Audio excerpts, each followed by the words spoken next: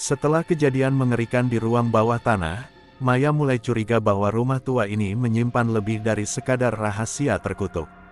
Ia merasa ada sesuatu yang belum ia sentuh, sesuatu yang terus memanggil dari atas, dari lantai 3 yang selama ini terkunci rapat, bahkan oleh keluarganya sendiri. Sejak kecil, Maya hanya tahu rumah ini memiliki 2 lantai. Tapi saat membersihkan rak buku usang di lorong belakang, ia tanpa sengaja menemukan cetak biru bangunan yang menyebutkan adanya ruang atas tersembunyi, yang hanya bisa diakses lewat tangga rahasia di balik lemari tua di kamar mendiang neneknya. Malam itu juga, Maya memberanikan diri masuk ke kamar tersebut. Lampu minyak kembali ia bawa, dan boneka kayu kecil yang kini sudah berwarna kehitaman tergantung di lehernya. Ketika ia menggeser lemari besar yang dipenuhi debu dan aroma kayu lapuk, dinding di belakangnya terbuka sedikit demi sedikit, memperlihatkan tangga kayu spiral yang menembus ke atas. Suara tangga berderit pelan saat kakinya menginjak satu persatu anak tangganya. Udara semakin lembab dan dingin. Di sekeliling tangga, dinding dipenuhi lukisan wajah-wajah pucat tanpa mata, seolah memandang Maya dari setiap sudut. Setiap langkah membuat jantung Maya berdetak makin kencang. Di langit-langit sempit lorong, ada benang-benang merah yang menjulur dari celah papan, seperti urat tubuh yang membusuk, meneteskan cairan hitam kental. Ketika akhirnya mencapai lantai 3, Maya mendapati dirinya berdiri di depan sebuah pintu tua berwarna merah tua. Catnya mengelupas, dan terukir simbol aneh menyerupai mata terbuka dengan lidah menjulur. Tiba-tiba, hawa panas menerpa wajahnya, padahal seluruh rumah berada dalam suhu dingin menggigit. Pintu itu seperti bernapas, menghembuskan napas busuk dan lembab ke wajah Maya. Dengan tangan gemetar, Maya mendorong pintu itu. Sendi-sendinya berderak seolah enggan terbuka, namun akhirnya perlahan menganga, memperlihatkan ruangan luas yang dipenuhi asap tipis dan aroma dupa busuk. Di tengah ruangan itu, terdapat ranjang besi berkarat yang terikat rantai. Di atas ranjang, terbaring sesosok tubuh yang dibungkus kain kafan setengah terbakar. Tubuh itu bergetar pelan, seperti masih hidup. Maya melangkah mendekat. Setiap langkahnya membuat lantai berdetak seperti detak jantung yang mengiringi irama napas dari tubuh di ranjang itu. Terdengar suara lirih, bisikan nama Maya dari dalam kafan. Maya berhenti. Ia ingin mundur, tapi kaki dan tubuhnya tak mampu digerakkan, seolah ada kekuatan yang menahannya di tempat. Dan tiba-tiba, mata dari dalam kafan itu terbuka. Mata hitam, penuh darah. Suara jeritan lirih terdengar dari balik dinding ruangan. Kemudian dinding itu berubah seperti daging hidup, berdenyut, bernapas, dan mengeluarkan darah dari retakan kayunya. Tubuh di atas ranjang itu perlahan duduk. Lehernya patah ke samping, namun tetap memandang Maya. Dari balik kafan, terdengar suara parau, "Kau kembali, untuk menggantikan tempatku." Maya mundur beberapa langkah, tapi tubuhnya terguncang ketika rantai-rantai dari ranjang melesat, hidup dan mencengkeram pergelangan tangannya. Ia ditarik menuju sosok tersebut dengan kekuatan yang tak bisa dilawan. Boneka kayu di leher Maya terbakar lagi, kali ini dengan cahaya merah darah. Namun cahaya itu tak bisa melawan kekuatan di ruangan ini. Lantai 3 memiliki aturan yang berbeda, ruang ini bukan milik dunia manusia. Dari sudut ruangan, muncul sosok-sosok lainnya.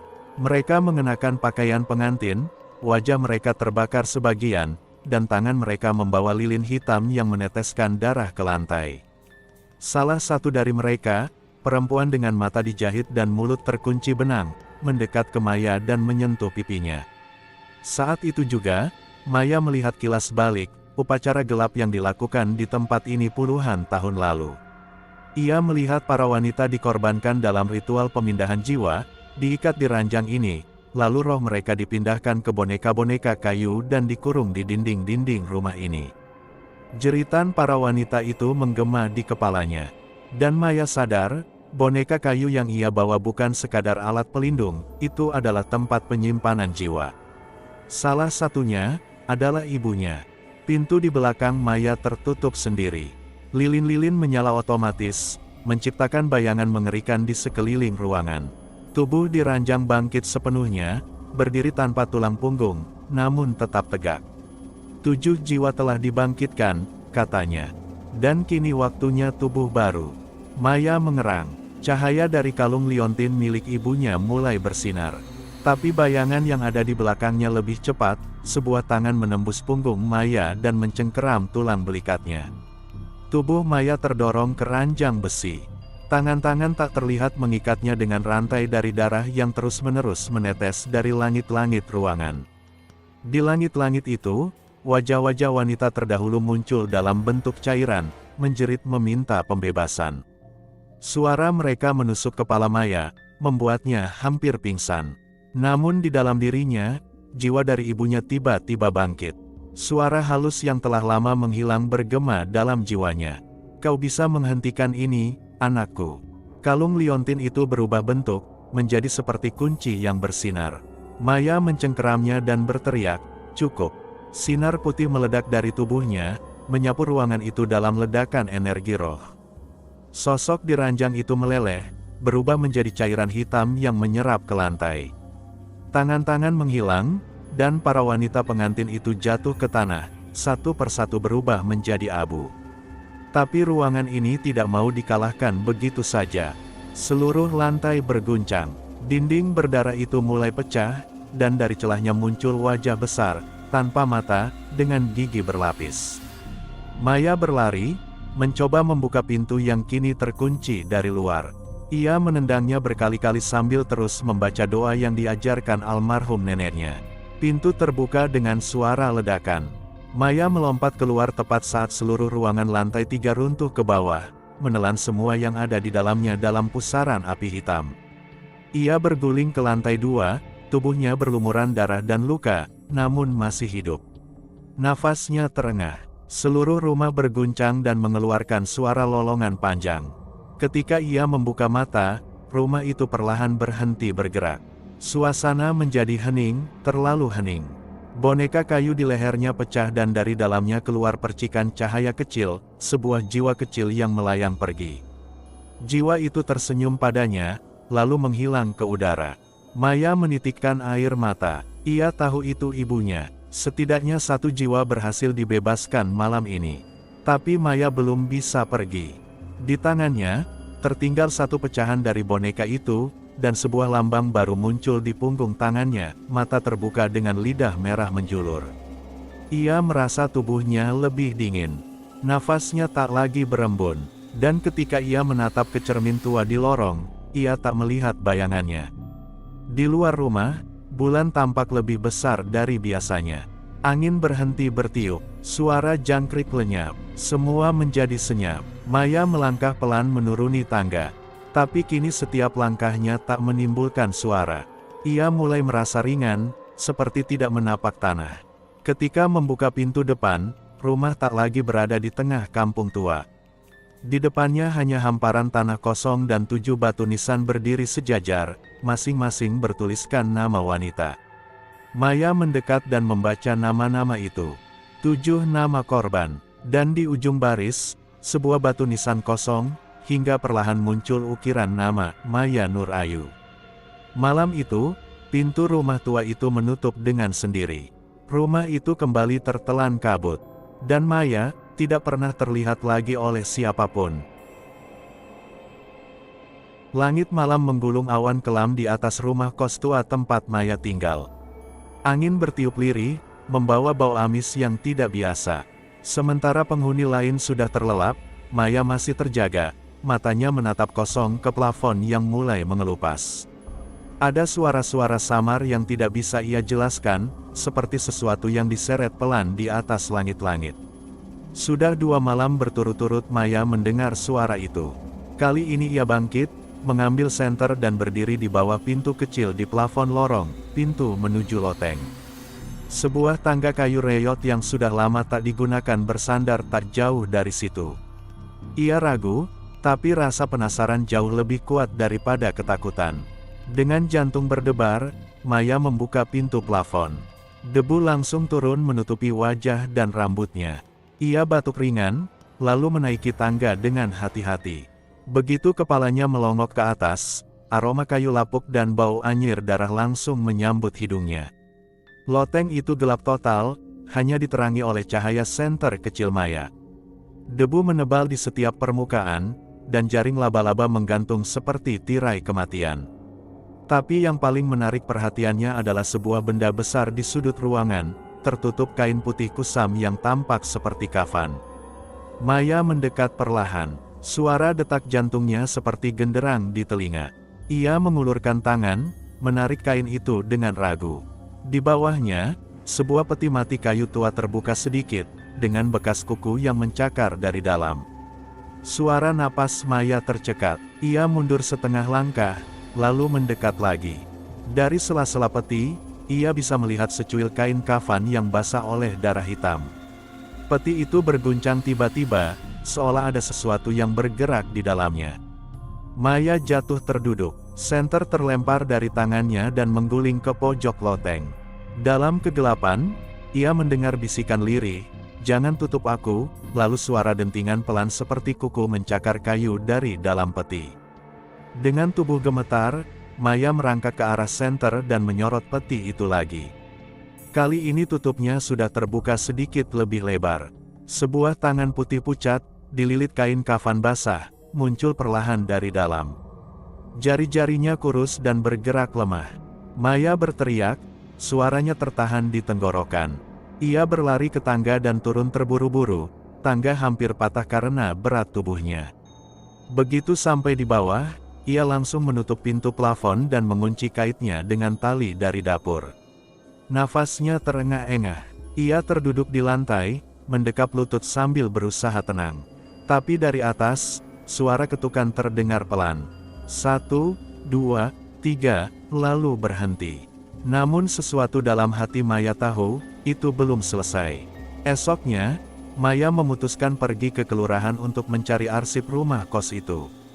Ia menemukan dokumen usang dan surat tanah dari tahun 1970-an. Salah satu penghuni sebelumnya bernama Ratmi, seorang dukun wanita yang hilang secara misterius. Tetangga sekitar menyebut bahwa Ratmi adalah pemilik asli rumah kos itu. Ia sering melakukan ritual di malam Jumat Kliwon, dan pernah dituduh menculik gadis muda untuk tumbal. Tapi ia tak pernah tertangkap. Ia menghilang, dan rumah itu diwariskan begitu saja. Maya kembali ke kos dengan kepala penuh tanda tanya. Ia mencoba tidur, tapi malam kembali datang dengan teror. Kali ini, suara di plafon terdengar lebih keras. Seperti peti yang dibuka paksa. Lalu langkah kaki, pelan, menyeret. Tengah malam, Maya mendengar pintu kamarnya diketuk 3 kali. Ia menggigil, tidak berani membuka. Tapi kemudian ia melihat bayangan kaki berdiri di bawah celah pintu. Kain putih menjuntai ke lantai.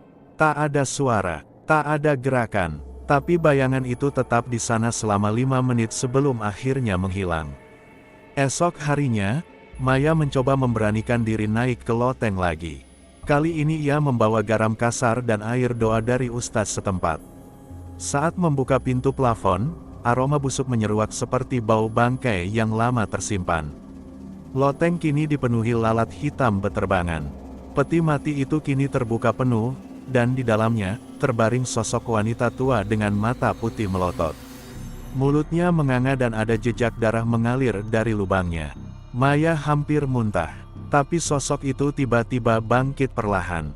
Suara tulangnya retak satu persatu terdengar jelas di kesunyian. Maya menumpahkan garam ke tubuh makhluk itu, tapi tidak ada reaksi. Ia hanya tertawa lirih. "Kamu, yang kutunggu," suara itu parau dan dalam.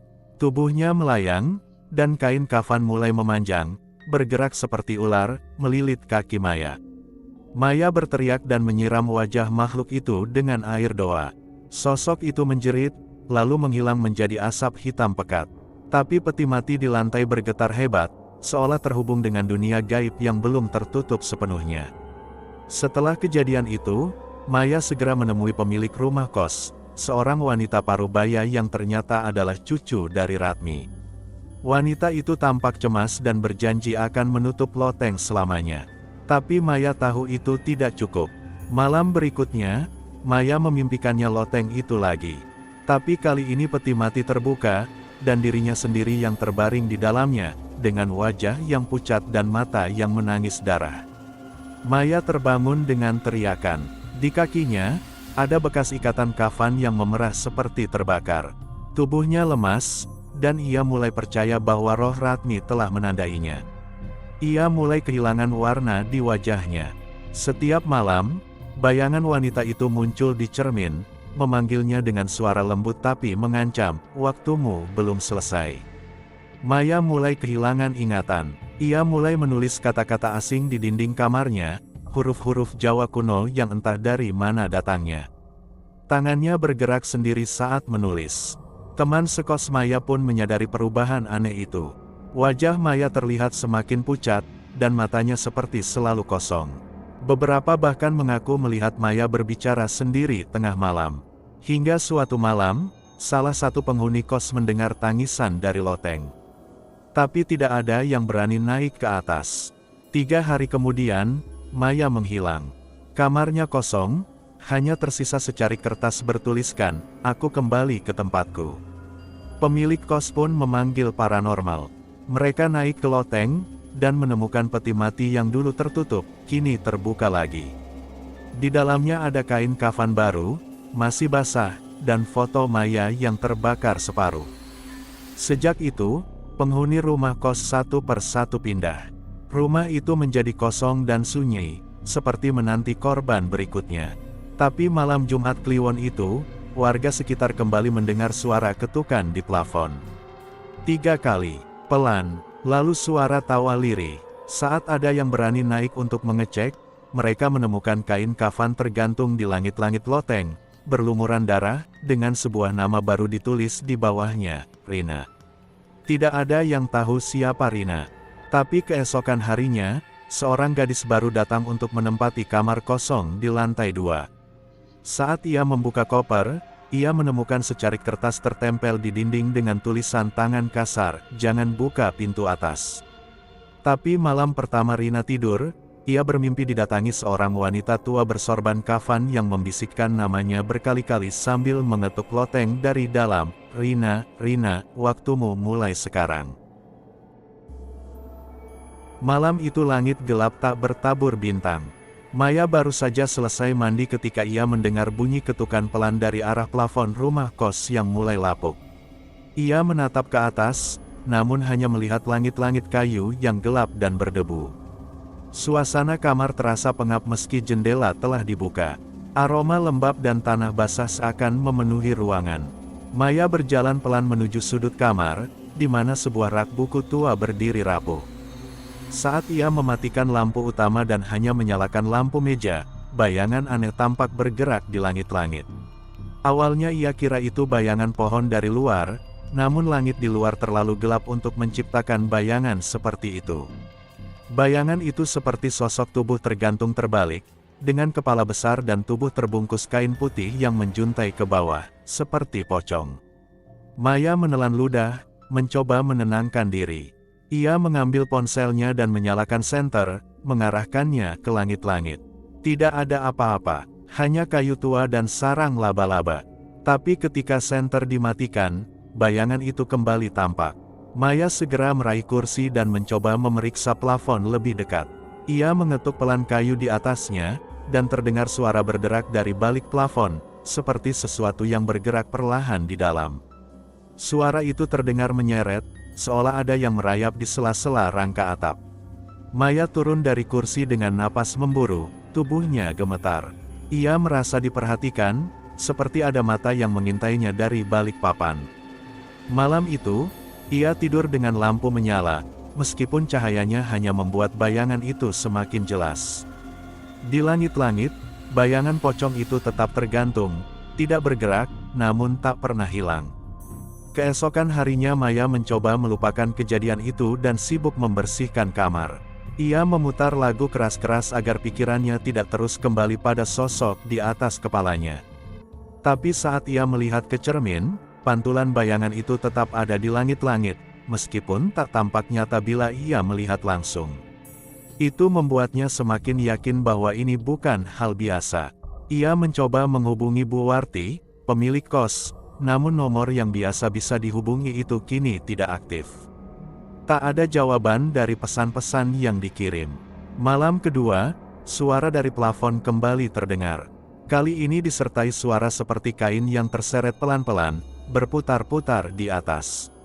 Maya hanya bisa mematung di kasurnya, tak berani bergerak. Ketika ia memberanikan diri untuk melihat ke atas, mata pocong itu menatapnya dari celah kayu yang terbuka sedikit. Dua bola mata putih, membusuk, menatap tanpa berkedip. Teriakannya menggema malam itu. Tetangga kamar sebelah hanya mengetuk dinding dan bertanya dengan nada malas, "Maya, kamu kenapa sih? Jangan ganggu tidur orang." Maya tak menjawab. Ia menutup wajahnya dengan bantal, mencoba mengusir bayangan itu dari pikirannya, namun suara napas berat tetap terdengar di langit-langit. Berat, terengah-engah. Keesokan harinya, Maya naik ke loteng rumah kos dengan membawa senter dan ponsel. Tangga kayu menuju loteng terasa rapuh dan berdebu. Bau busuk langsung menyergap begitu ia membuka pintu kecil ke loteng. Di loteng itu, ia menemukan sebuah bungkusan kain putih yang tergantung di langit-langit, tepat di atas kamarnya. Kain itu berlumur darah kering dan bau anyir menyengat. Maya membuka sedikit simpul kain itu, dan menemukan tulang tangan manusia dengan jari-jari yang masih utuh terbalut kafan. Ia langsung jatuh terduduk, muntah di tempat. Di samping bungkusan itu, terdapat sebuah kitab lusuh bertuliskan aksara Arab gundul, dengan noda hitam di sampulnya.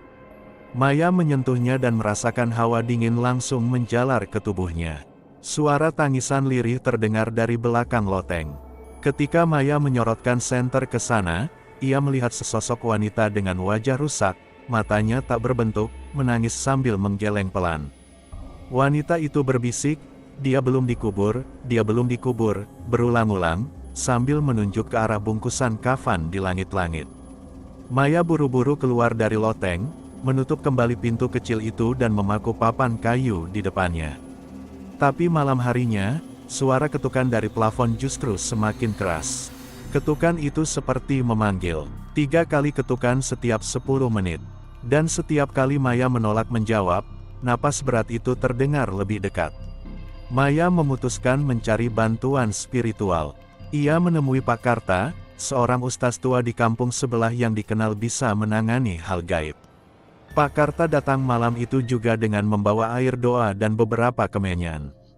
Ia langsung naik ke loteng dan tak lama kemudian, turun dengan wajah pucat. "Itu bukan arwah biasa," ucapnya lirih. "Itu bukan manusia yang mati wajar. Dia dikorbankan, lalu disembunyikan." Arwahnya menolak tenang. Pak Karta melakukan ritual sederhana di kamar Maya. Asap kemenyan memenuhi ruangan, dan suara mengerang terdengar dari langit-langit. Getaran pelan terasa di lantai. Maya menangis, tubuhnya menggigil melihat kain kafan turun perlahan dari langit-langit tanpa disentuh siapapun. Pocong itu muncul di depan mereka, matanya kosong dan penuh luka. "Kamu tahu siapa yang membunuhku?" bisik pocong itu ke arah Maya sebelum menghilang di balik dinding, menyisakan bercak darah di lantai. Maya bingung. Ia tidak tahu siapa wanita itu, apalagi pembunuhnya. Tapi sejak malam itu, bayangan di langit-langit menghilang, dan suara napas berat tak lagi terdengar. Namun damai itu hanya berlangsung 2 malam. Di malam ketiga, Maya bermimpi melihat pocong itu lagi, kini berdiri di teras rumah kos, menatap ke arah kamarnya. Dalam mimpinya, wanita itu menunjuk satu persatu pintu kamar di kosan itu, dan berhenti di kamar Bu Warti. Matanya tajam, penuh kebencian. Maya terbangun dengan keringat dingin. Ia segera memeriksa kamar Bu Warti pagi itu. Kamar itu terkunci. Ia mengetuk, tapi tak ada jawaban. Dengan bantuan tetangga kos, mereka mendobrak pintu kamar Bu Warti.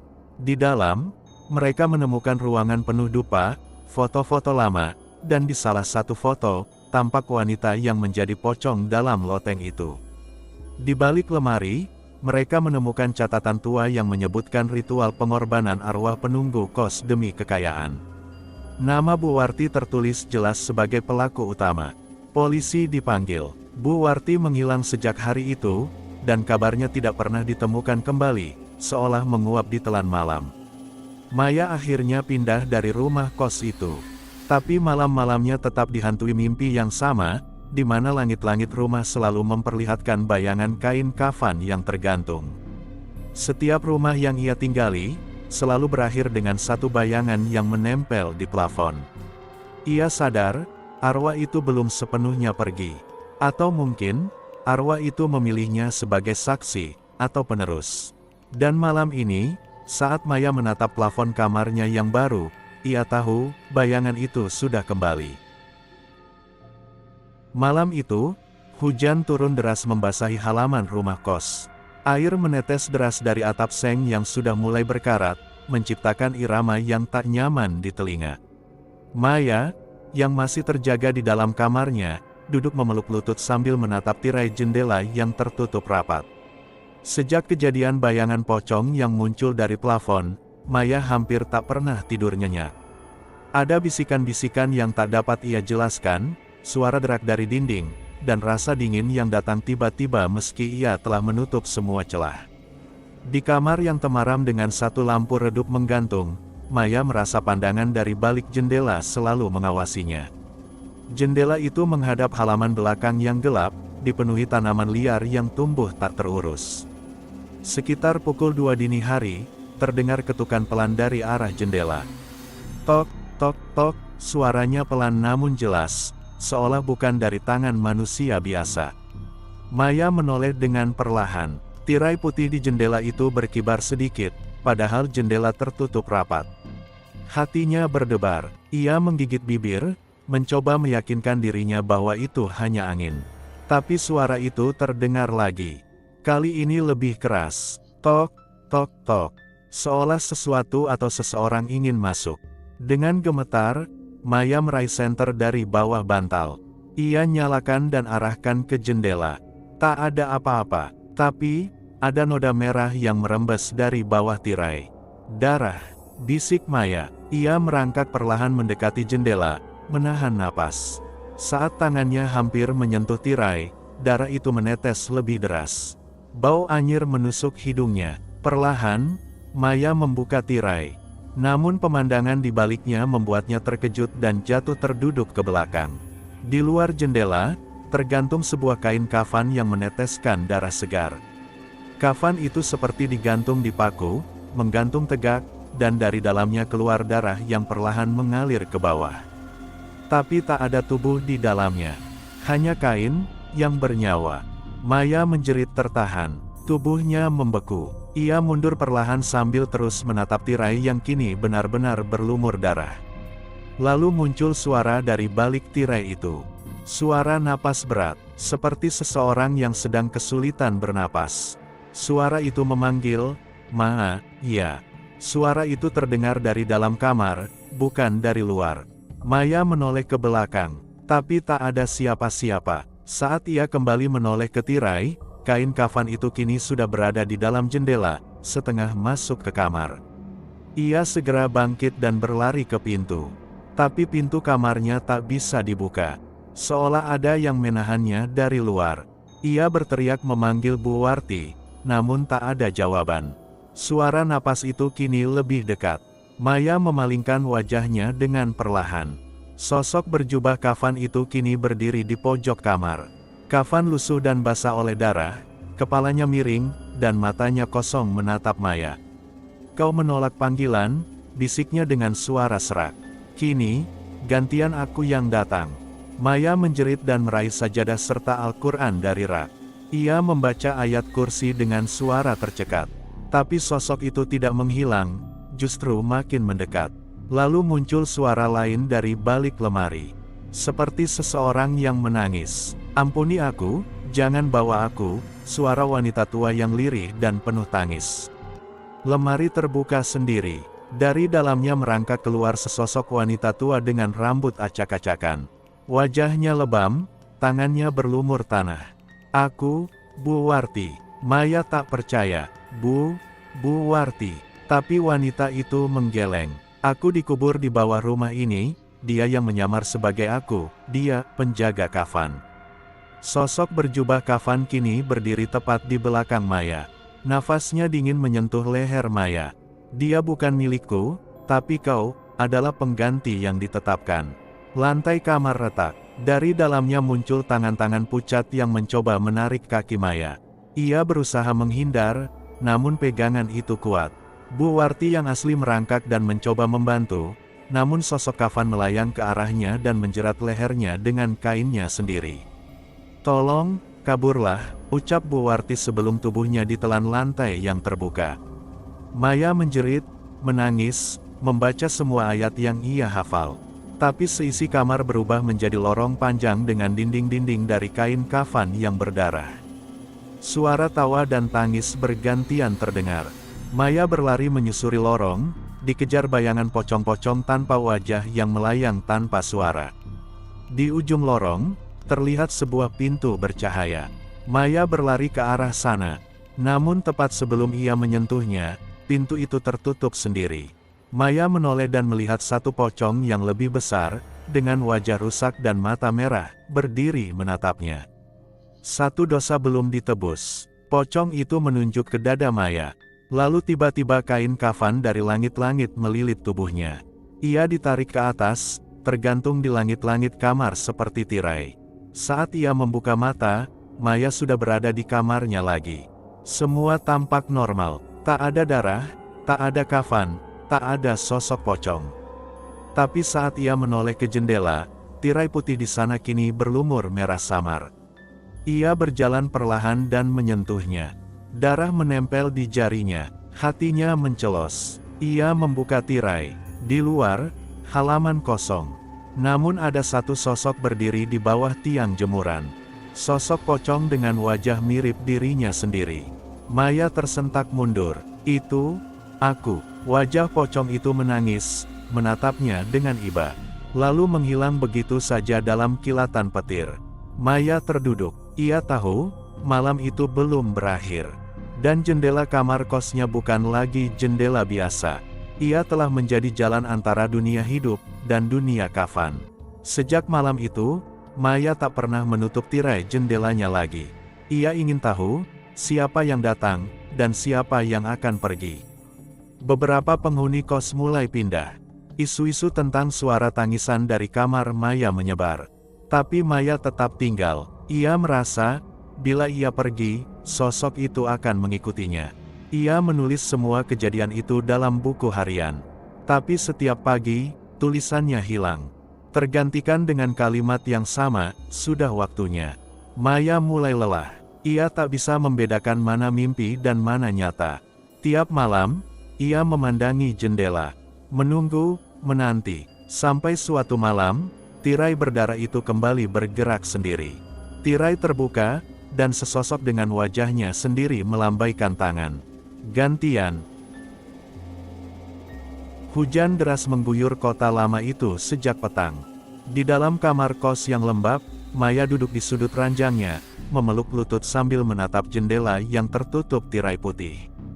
Wajahnya pucat, matanya menyisakan trauma dari malam-malam sebelumnya. Sudah 3 malam berturut-turut ia mendengar bisikan dari balik jendela. Bisikan yang menyebut namanya lirih, dengan suara seperti tenggorokan yang dipenuhi lumpur dan darah. Maya tak lagi berani membuka tirai, apalagi menatap jemuran kain putih di halaman belakang. Ia tahu, sesuatu bersembunyi di balik lembaran-lembaran kain kafan itu. Suara dari luar semakin aneh. Kadang seperti seseorang menyeret tubuh.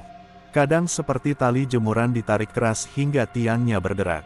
Malam ini, suara itu lebih nyata. Ada yang mengetuk kaca jendela dari luar. 3 ketukan, perlahan, lalu hening, dan disusul suara bisikan yang sama, "Maya." Jantung Maya berdetak tak beraturan. Ia menutup telinganya, namun bisikan itu seperti langsung berbisik di dalam pikirannya. Ia berdiri, mengambil senter, dan menatap tirai yang bergoyang. Di balik tirai, bayangan kain panjang tampak menggantung dan bergoyang. Tidak seperti jemuran biasa, goyangannya seperti tubuh yang bergelantungan. Maya akhirnya membuka tirai dengan cepat. Tak ada apa-apa, hanya lembaran hujan menetes di kaca. Tapi di balik jendela, tergantung satu lembar kain putih panjang, basah kuyup, menempel persis di kaca seperti seseorang yang menatap dari luar. Tiba-tiba, ada noda merah mulai merembes dari tengah kain itu. Seperti darah segar, Maya menjerit dan mundur, terhuyung hingga terjatuh ke lantai. Lampu kamar berkedip-kedip. Maya merangkak ke arah pintu, mencoba keluar dari kamar. Tapi pintunya terkunci. Ia yakin sebelumnya tidak dikunci. Dari langit-langit terdengar suara jatuh. Seperti sesuatu meluncur dan menghantam lantai. Saat menoleh, Maya melihat selembar kain kafan kini tergeletak di tengah kamar, basah dan berlumuran darah. Kain itu menggeliat perlahan, seperti ular yang baru bangun. Maya membeku, tubuhnya gemetar hebat. Ia hanya bisa berdoa dalam hati, berharap ini semua mimpi. Tapi doanya tak menjawab apapun. Kain kafan itu merayap ke arahnya, meninggalkan jejak darah di lantai. Maya bangkit, menabrak meja, dan menjatuhkan cermin kecil. Dari pantulan pecahan cermin, Maya melihat sosok wanita berambut panjang berdiri di sudut ruangan. Wajahnya hancur, tak memiliki bola mata, hanya rongga gelap yang mengalirkan cairan hitam. Wanita itu berbalut kain kafan yang basah, seolah baru saja diangkat dari liang lahat. Suaranya lirih, "Kau pakai pakaianku." Maya menjerit dan membanting cermin itu, tapi sosok tersebut tak bergerak. Hanya menatapnya terus dari balik sudut kamar. Tirai jendela kini terbuka sendiri, dan angin malam membawa aroma anyir dan tanah basah. Maya mengingat sesuatu. Seorang penghuni kos pernah hilang setahun lalu. Ditemukan tewas dalam kondisi dikafani di halaman belakang. Tapi kasus itu ditutup karena dianggap bunuh diri. Ia kini sadar, kain kafan yang ia temukan kemarin dan tanpa sengaja disimpannya, adalah milik arwah itu. Kain itu kini menuntutnya. Lampu padam total. Maya hanya mengandalkan cahaya senter yang mulai redup. Dari arah kamar mandi, terdengar suara air mengalir. Tapi ia tahu, tak ada yang menyalakan keran. Dengan gemetar, ia mendekati kamar mandi. Di bawah pintunya, mengalir air berwarna merah. Ia menyentuhnya, hangat, seperti darah. Saat membuka pintu kamar mandi, ia mendapati jemuran kecil di dalamnya, ada 7 helai kain putih tergantung di tali yang basah. Setiap helai berayun pelan, dan meneteskan darah. Di balik jemuran, 7 wajah muncul satu persatu. Wajah-wajah tanpa mata, tanpa hidung, hanya mulut yang menganga dengan taring-taring hitam. Maya mundur pelan, menutup pintu kamar mandi sambil menahan napas. Tapi suara bisikan dari balik pintu masih terdengar, "Gantian, kamu yang digantung malam ini." Maya berlari ke arah lemari. Ia mencari kain itu, ingin mengembalikannya. Tapi kain tersebut kini melilit tubuhnya sendiri tanpa ia sadari. Semakin ia mencoba melepaskan, semakin kuat lilitan itu membelit tubuhnya. Udara mulai sulit masuk. Kain itu meresap ke dalam kulitnya, seolah menjadi satu dengan tubuhnya. Maya jatuh ke lantai, menggeliat dan menjerit tanpa suara. Ia melihat dari bawah pintu kamar, bayangan kaki pocong-pocong mulai berbaris di depan kamarnya. Mereka berdiri diam, lalu mengetuk-ngetuk lantai dengan keras secara bersamaan. Suara itu seperti gendang kematian. Teratur, mengancam, memanggil. Maya mencoba merangkak ke bawah ranjang. Tapi ranjangnya kini dikelilingi oleh tali-tali jemuran. Di tiap tali tergantung foto wajahnya, semua foto itu dibakar sebagian, menyisakan mata yang meleleh. Ia menutup wajahnya, menangis. Tapi tangisannya hanya membuat arwah itu semakin kuat. Terdengar suara ketawa wanita di langit-langit. Tawa parau, penuh dendam. Lalu, seketika semuanya hening. Terlalu hening, seperti ruang hampa. Maya membuka mata, dan kini ia berada di halaman belakang rumah kos. Di sekelilingnya, tergantung 7 kain kafan dari tiang jemuran. Semuanya meneteskan darah. Dan di bawahnya, 7 gundukan tanah merah dengan nama-nama penghuni kos sebelumnya. Di salah satu gundukan, nama Maya sudah tertulis. Masih basah, masih segar, seolah baru digali dan ditutup kembali. Maya mencoba berteriak, tapi tak ada suara keluar. Tubuhnya kini mulai terangkat sendiri, seperti ditarik oleh kekuatan tak terlihat. Kain kafan melilit tubuhnya, menutupi wajah, tangan, kaki. Ia tergantung di tiang jemuran, perlahan berayun. Darah menetes dari bawah kakinya. Dari balik jendela rumah kos, tampak wajah-wajah para penghuni lama menatap diam. Mereka semua tersenyum, dan satu suara berkata lirih, "Sekarang kamu bagian dari kami." Hujan semakin deras. Petir menyambar tanpa suara. Dunia maya kini hanya tinggal kesunyian dalam balutan kain kematian. Keesokan harinya, penghuni baru pindah ke kamar Maya. Tirai jendela telah diganti, tapi jemuran di halaman belakang tetap berdiri, menyimpan satu helai kafan yang masih basah. Tak ada yang tahu siapa yang menggantungkan kafan itu. Tapi setiap malam, dari dalam kamar, bisikan nama Maya masih terdengar. Kamar itu kembali dingin, sunyi, dan menyimpan napas yang tak pernah pergi. Arwah Maya kini menjadi bagian dari jerat kematian itu. Dan jemuran kafan masih menunggu nama korban berikutnya.